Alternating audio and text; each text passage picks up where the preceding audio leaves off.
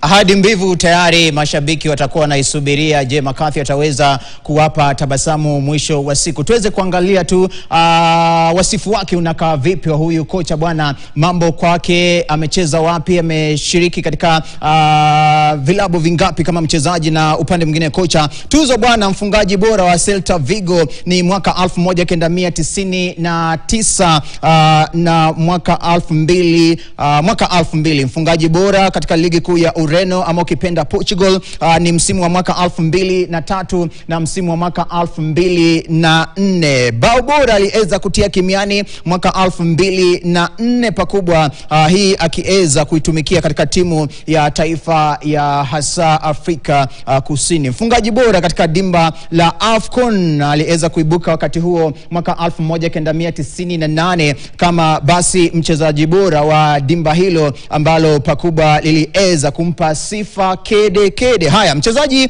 wa kwanza wa Afrika Kusini hasa kufunga katika kombe la dunia. Kombe hili liliandaliwa mwaka 1998. Ni wasifu tu wa kocha huyu Ben McCarthy. Wewe kama shabiki wa timu ya taifa ya Harambee Stars wafaa ujue kwamba tumepata kocha yupi na je ana ubora upi kuweza kuiongoza timu yetu. Tukisalia na tuzo ni kwamba aliteuliwa katika tano bora ya mchezaji bora Afrika mwaka 2004 pakubwa, na hapa pia akaweza kuibuka kama mfungaji bora zaidi katika hasa historia ya soka ya wana Bafana. Ni baadhi tu ya hasa tuzo hizi ambazo amepata. Tuangalizie sasa hapa kama mchezaji ameweza kupiga soka lake wapi na ameweza kufunga mabao mangapi na aliweza kucheza katika mechi hasa ngapi. Mwaka, timu, mechi na hasa mwisho mabao. Mwaka 1995 hadi mwaka 1997 aliweza kucheza klabu ya Seven Stars. Hapa pakubwa akiweza kucheza mechi 49 na kufunga jumla ya mabao 42. Mwaka 1996 hadi 97 akicheza klabu ya Cape Town Spurs kule Afrika Kusini, mechi 7 akaweza kuwatesa hasa mabeki na walinda lango kiasi cha kufunga mabao 3. 1997 hadi 99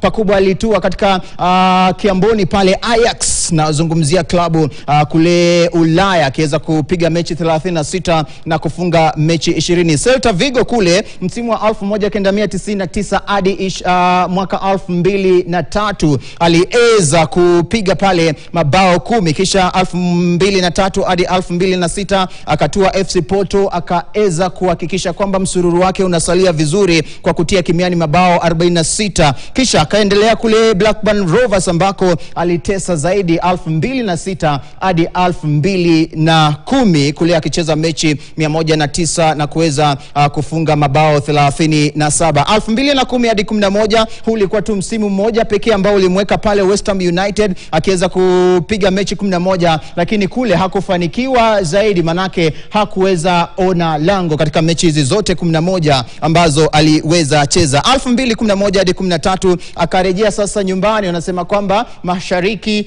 magharibi, kusini, bwana kule juu nyumbani ndio kwema. Akarejea pale Orlando Pirates, akaweza kucheza mechi 24 na kuweza kufunga mabao 10. Jumla ya mechi ambazo ameweza kucheza ni 348. Haya, katika timu hii ya taifa ya Afrika Kusini, mwelekezi wangu amenirudisha pa sawa. Tuangazie timu ya taifa, itakuwa sawa. Nzuri hii tamu. Afrika Kusini akichezea timu ya taifa Uzi akiuvaa pakubwa Bafana amecheza mechi 79 na kufunga jumla ya mabao 30 na moja. Ben McCarthy huyu ni mchezaji wa zamani wa Afrika Kusini na hasa kocha wa Harambee Stars sasa hivi. Katika tasnia yake ya ukocha 2015 hadi 16 aliweza kucheza klabu ya aliweza kuifunza klabu ya St Triden kule akiwa kama naibu kocha, alafu akarejea kule Afrika Kusini 2017 hadi 19 akaweza kutoa kule Cape Town akiweza kuwafunza pakubwa. 2022 akaelekea Amazulu kabla ya kupaa zake ndege kuelekea kule